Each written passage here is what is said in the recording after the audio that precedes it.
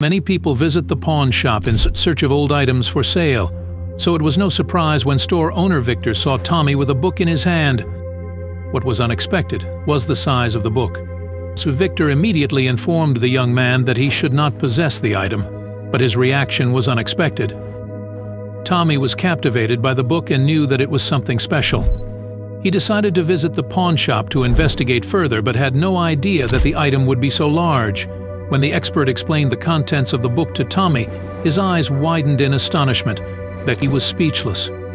What did Tommy find out about the book, why it was so special, and how it ended up in the attic of Grandma Alice? But before we start, smash the like button and make sure to subscribe if you haven't, and hit that notification bell so that you won't miss any new stories. Tommy was enjoying the warmth of the summer sun while indulging in an ice cream treat with his grandmother. It was midsummer vacation and he had been asked to assist his grandmother in cleaning out her attic. As they were doing so, they discovered a variety of interesting items that had not been seen in the attic since the death of Grandma Alice's husband, Grandpa Glenn. Grandma Alice was unable to ascend the stairs and did not need any of the attic's contents. As she was planning to retire after the summer, Tommy was asked to help her with the attic clean-out. The summer holidays had come to an end and Grandma Alice had moved into a retirement home. Tommy had enjoyed his time with her and had learned a great deal about her past. Grandma Alice had told him a lot of stories about the attic stuff they had found, but those stories weren't all. Most of the items found could be donated to charitable organizations or used as second-hand items. Grandma Alice provided Tommy with a box to collect the items he desired to keep. There was a box of things that Tommy had collected that he had put under the bed and had forgotten about for a while. One day, while cleaning out Grandma Alice's room, he found it again. He decided to look again at all the stuff he collected. There were some old photo albums with lots of pictures of his grandparents as kids, a few DVDs, and some of Tommy's old toys from his childhood. But there was one thing that caught his eye as he was cleaning out the attic, a book. "This is the oldest thing we've found," he said.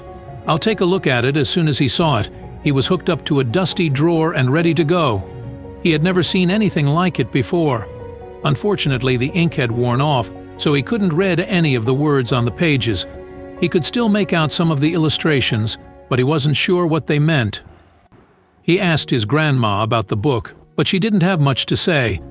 She said it was passed down from one generation to the next, and she was happy to give it to him. He wanted to find out more about it, but didn't know where to begin. He couldn't read what was written in it or on it, so he probably wouldn't get very far. But he was a stubborn guy, so he didn't give up. He decided to start with the illustrations since they were the most intact part of the book. He spent hours on the computer trying to find out about the images and the book.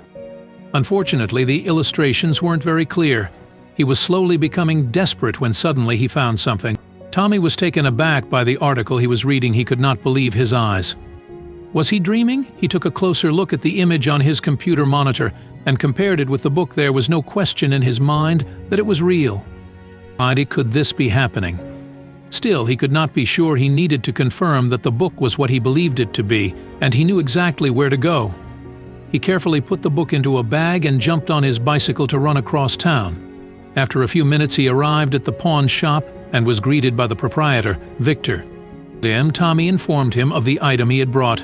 The proprietor scowled and said, "I have no time for this." It was evident that the proprietor did not believe him.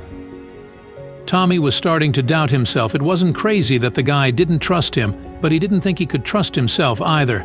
Still, Tommy wasn't going to let Victor turn him away. He needed answers, and he wasn't going to get them if he didn't find out the truth. So he took the book out of his bag and put it down on the counter, and Victor's eyes went wide. He asked where the book had come from, and Tommy said it was from his grandmother. Victor asked him to wait, and he went into his office.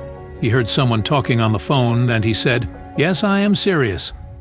Come in as soon as you can. You have to see this." Well, Victor came back out and told Tommy to wait, saying he'd call an expert and they'd be there in a few minutes. Tommy wasn't in a hurry. He was actually looking forward to it. Victor was still looking at the book, not understanding how it had ended up in a little boy's hand. He asked Tommy, "Are you sure this was your grandmother's?" As Tommy explained everything. The expert showed up at the shop at the end of the day, saying she had come early and asked if she could see the book. Tommy told her that, of course, she could see it, pretending to be a bit nervous.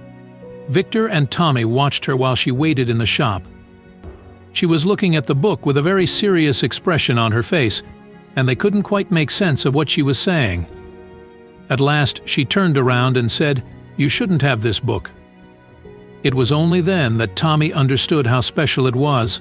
Reading about it online was one thing, but hearing it from an expert face-to-face was something else entirely. The expert examined the book while Tommy and Victor stood silently by. Her expression was grave, and they could not comprehend what she was saying. Finally, she turned and spoke to Tommy. She informed him that the book was extremely valuable and ancient, and had a great deal of historical and cultural significance. She suggested that he donate it to a local museum, but he was free to make his own decision. Tommy decided to discuss the matter with his grandmother before her, knowing that he would do what she wanted. Grandma Alice had been unaware of the book's true value and had thought it was simply an heirloom. She decided to donate it to the local museum so that others would be able to learn from it and gain insight into its significance. Afterwards, Tommy rejoiced in the knowledge that he had made a positive contribution to history. He visited the museum and was able to view the book on display,